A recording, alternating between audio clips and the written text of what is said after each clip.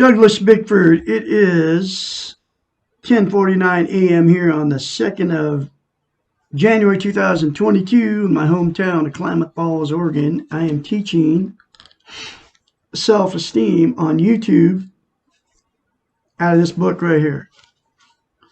Her name is Dr. Susanna McMahon, got a PhD in psychology. This book will give you a healthy mind if you do the concepts in this book. And the first concept it teaches out of this book is how to attain self-esteem, because you have to have self-esteem to have a healthy mind. Okay. That's why she teaches it. The very first concept in this book is how to attain self-esteem. And there's a lot of other concepts in it that'll make you, like I said, healthy-minded. Anyway, here is the very first concept she teaches out of this book to learn self-esteem. It's called mirror therapy. You look at yourself in the mirror, say, I love you. Say, I love my inner child. I'm going to nurture and take care of my inner child. I acknowledge I have an inner child, worthy to be loved and worthy to love. Those three things to yourself in the mirror daily will give you what is known as self-esteem. Self-esteem is also known as self-love, self-confidence, self-worth. And the thing about a self-esteem is you can't love without it, you can't be loved without it, and you also cannot be content. So without self-esteem, you'll get in toxic relationships. That's why you've been married more than once or had more than one relationship with a woman or a man, because you can't be loved or loved without it, and you also cannot be content. Content is how you feel inside, or content is you are happy where you are, how you are, and what you are. Okay. That's what content is. And it's a permanent, it's also known as internal peace. Okay. And the only thing that'll make you content is to attain self-esteem. And those three things in the mirror are the only thing that will give you self-esteem on steroids if you do it and if you say it daily. Okay. And it's all comes from a psychiatrist, folks. She was a psychiatrist, a counselor, a therapist many years. She lives in Madrid, Texas. Susanna McMahon with her husband. She wrote this book, was published in 1992. Okay. And in this book, every chapter talks about how we've been trained and taught not to have self-esteem, to have self-love. The governments of the world, have taken away our self-esteem for a reason. And one of the reasons is because we buy people with no self-esteem. Just one of the reasons. And the television is one of the ways they use it to take away our self-esteem. Okay.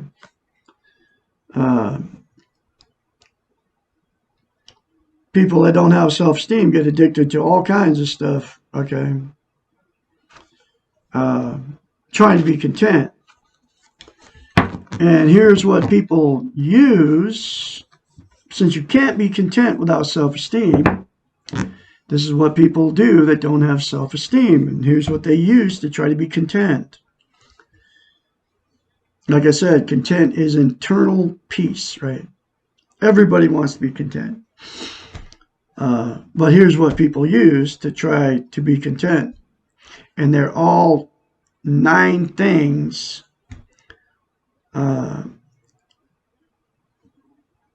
Drugs, alcohol, sex, TV, food, religion, another person, material possessions, or money. 9 things that people use to try to be content.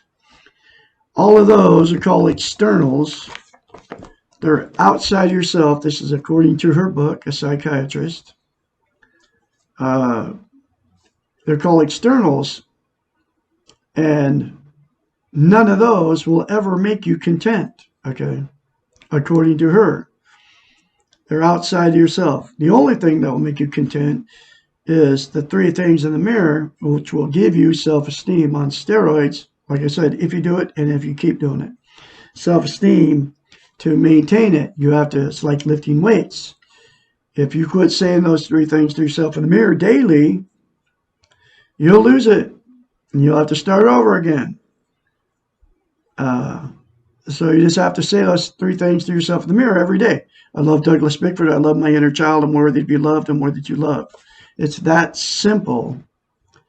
And less than 10 seconds, folks, will change your life. Okay. But people use the 9 things to try to be content. Okay.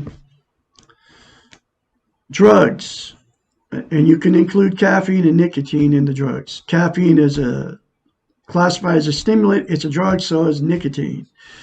Nicotine is like it relaxes you, it calms you down. That's why people get stressed out, they'll light a cigarette. And caffeine revs you up and makes you feel better, okay? So people use nicotine and caffeine, marijuana, methamphetamines, cocaine, heroin, all the illegal drugs, prescription pills, Oxycontin, you know, all the opiates, the synthetic chemicals they come up with, right? All the drug companies, Pfizer and all that. Those are all external things. They'll make you happy temporarily, okay? And then you have to do more drug, including caffeine.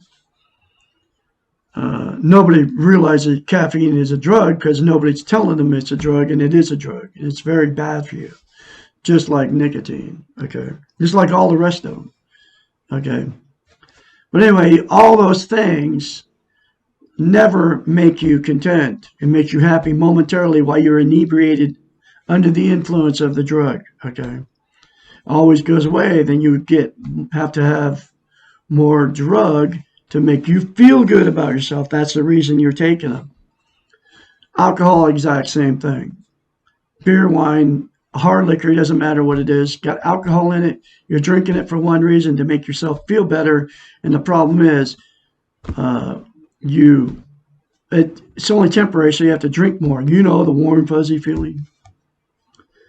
And everybody's using this stuff to feel better about themselves. And while they're inebriated, drugs, alcohol, it makes you feel better. So you have to do more. Okay. Sex, same thing. You go have sex. You feel good while you're having it. It's always temporary.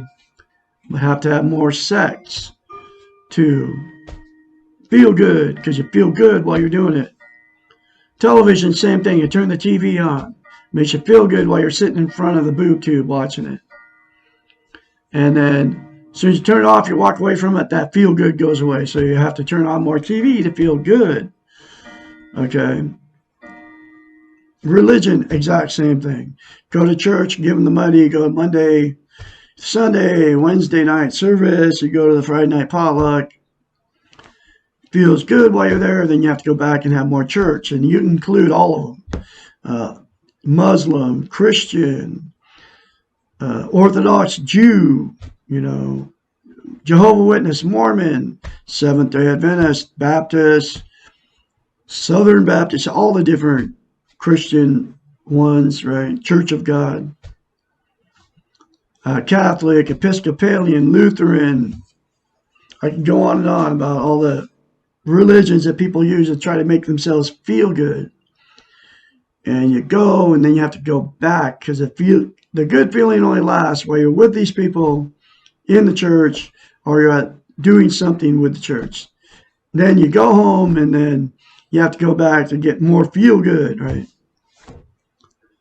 Relationships, you get a new relationship. You're like all excited, whether it's a man or woman. Woo, I can't wait to be with this person. It feels good at first, okay?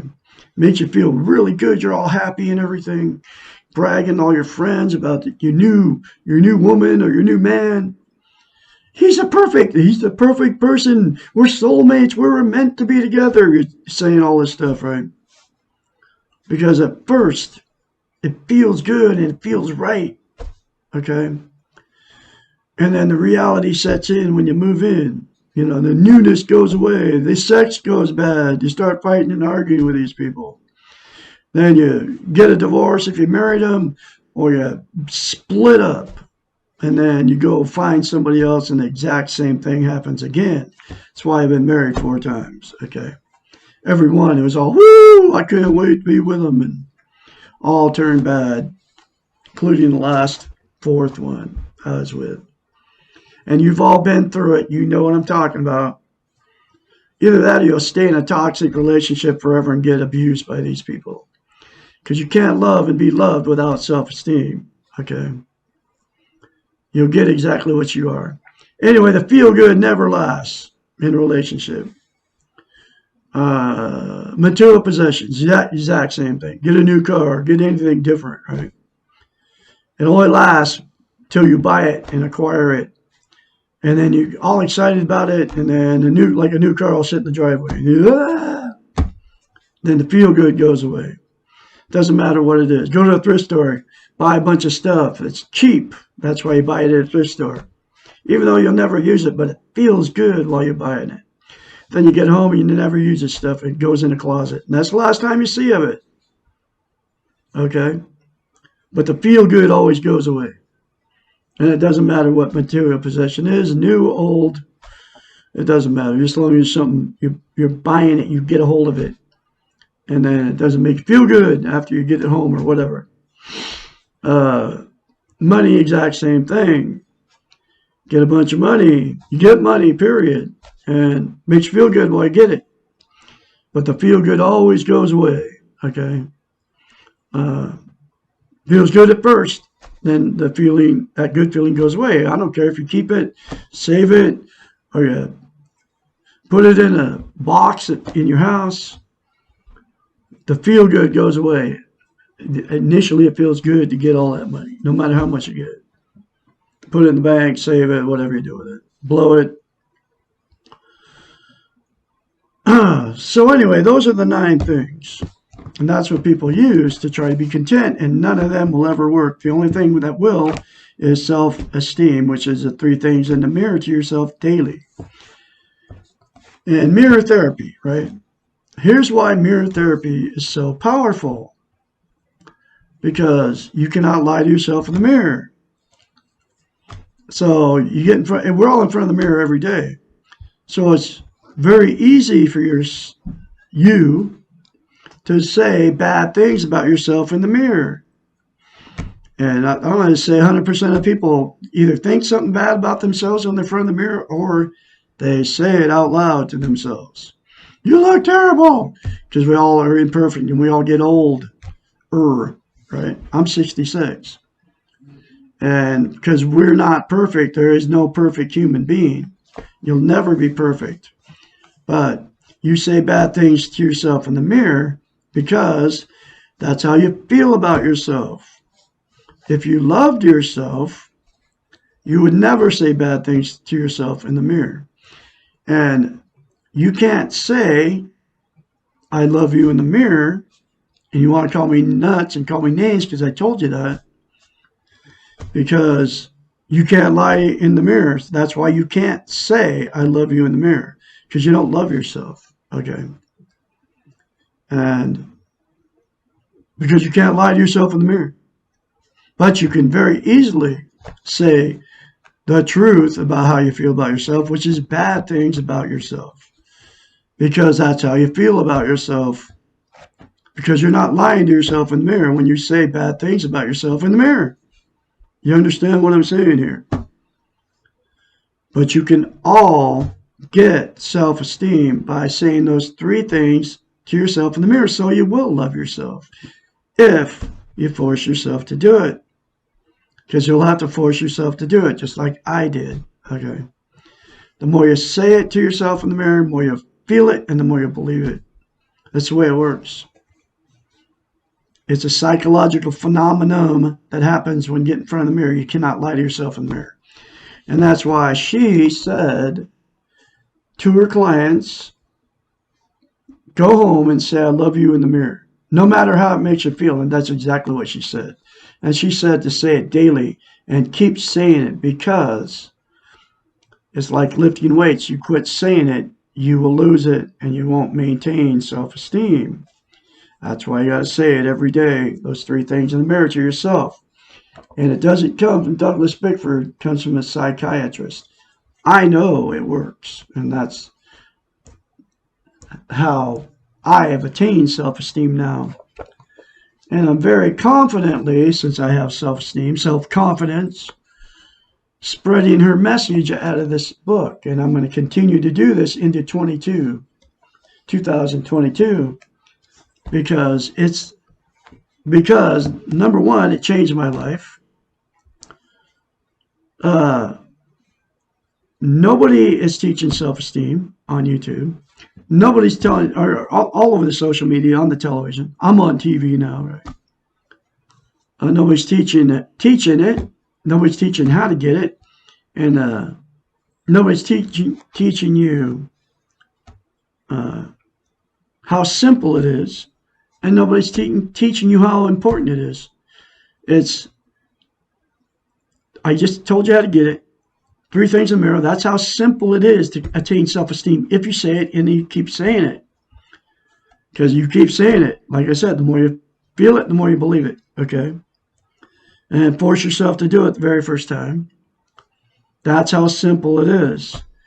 And you think about it, folks. You can't be loved without it. You can't love without it. And you cannot be content without it. Which, like I said, is internal peace. So you end up in talks, who you end up with without self-esteem is somebody that won't love you. Okay, in toxic relationships. I've done it 4 times, 4 marriages, right? All my relationships turn toxic. That's why I'm single now, okay?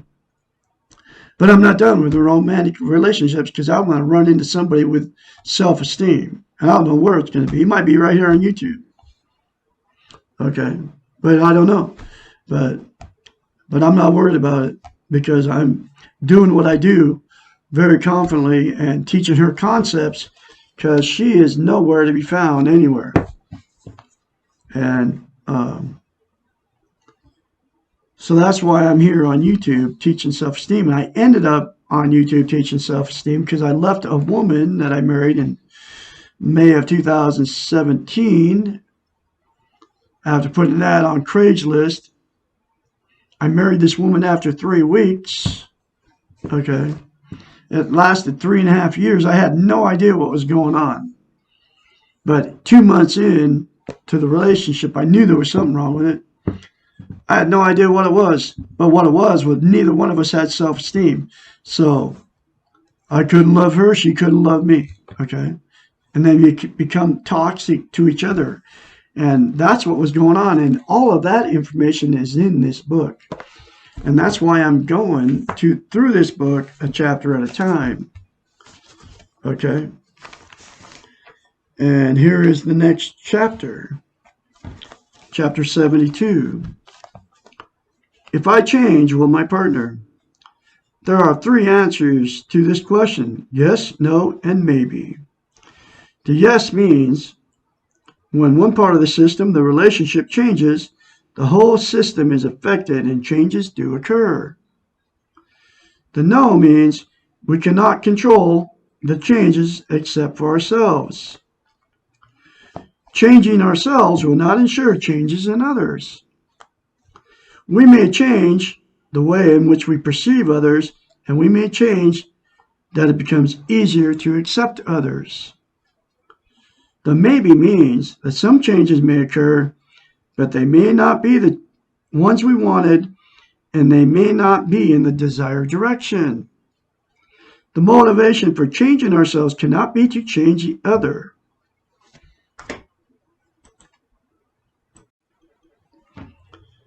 If this is the case, then we're involved in manipulative and bargaining behaviors and not with true change.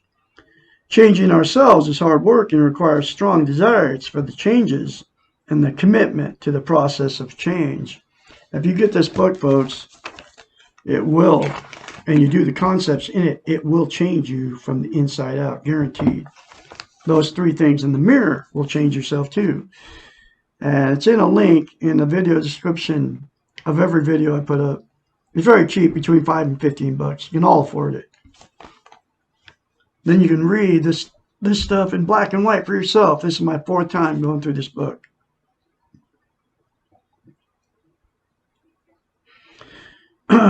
When we enter into this commitment with ulterior motives, changing others, and we do not gain the desired results, we may find ourselves right back in the codependent cycle. We're doing all the work, taking all the responsibility, and the reasons for our efforts are not occurring. Chances are we will begin to feel resentful and cheated and angry at the person who is not changing. We may also feel angry with ourselves. All of these are destructive to the development of our own self-esteem, and our efforts will backfire. If you choose to change, do it for one reason only, because you want to change yourself. Then the change is in your control. Remember, you can only control what you choose to feel about yourself and your behaviors based on your feelings. Nothing else is in your control. The way others react to your change is totally out of your control. Logically, you may believe that if you change in a positive direction, your close relationships will also improve in a positive manner.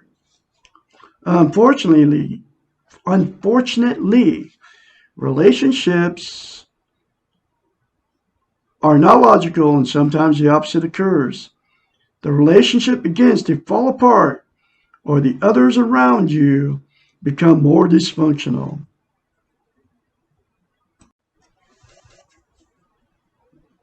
This is a common reaction, well known to family therapists and systems experts. Sometimes the deterioration of the system is short-term and the family stabilizes and becomes more functional once they get used to the change. But sometimes the opposite occurs and the relationship cannot cope with the change. This is one reason why it is critical to change for yourself. Change because you have to, no matter what the consequences. This does not mean that all changes are going to put the relationship at risk. Many changes occur which clearly enhance the relationship. However, the more dysfunctional the relationship, the more likely that it will not adapt to the change. These relationships are already at risk and creating great pain for those involved in them. If your relationship is so tenuous that changing yourself for the better will destroy the relationship, then you may need to consider how valuable this relationship is to you and your quality of life. If you're trying to change so someone else will change, you're absolving them of their responsibility to change, and you are taking the credit for any changes which may occur. When you change yourself, you get all the credit for the change because you did it. You did the work. You felt the pain. You stuck it out. And you achieved what you wanted. Everyone else has the same rights. They get all the credit for their changes. You did it. You did not do it for them. They did it for themselves. They do not try to choose change for others. It never works. There's another very powerful chapter for you folks. Get this book, like I said, in a link. I can be your mentor when you go through the change, because it's very painful. You start going through this change. And if you say those 3 things to yourself in the mirror daily, you will change from the inside out. It will give you self-esteem, self-love, self-confidence. Remember that you were born good. You will leave good if you accept that you're good. I can be your mentor, 452-458-232-5238. Call me anytime, day or night. I've been through the change. I've attained self-esteem on steroids now. That's why, like I said, I'm very confidently spreading her message. I'm going to have another chapter for you tomorrow, which will be chapter number 73.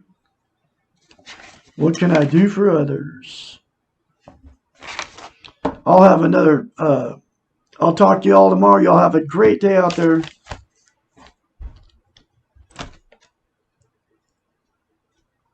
Take care.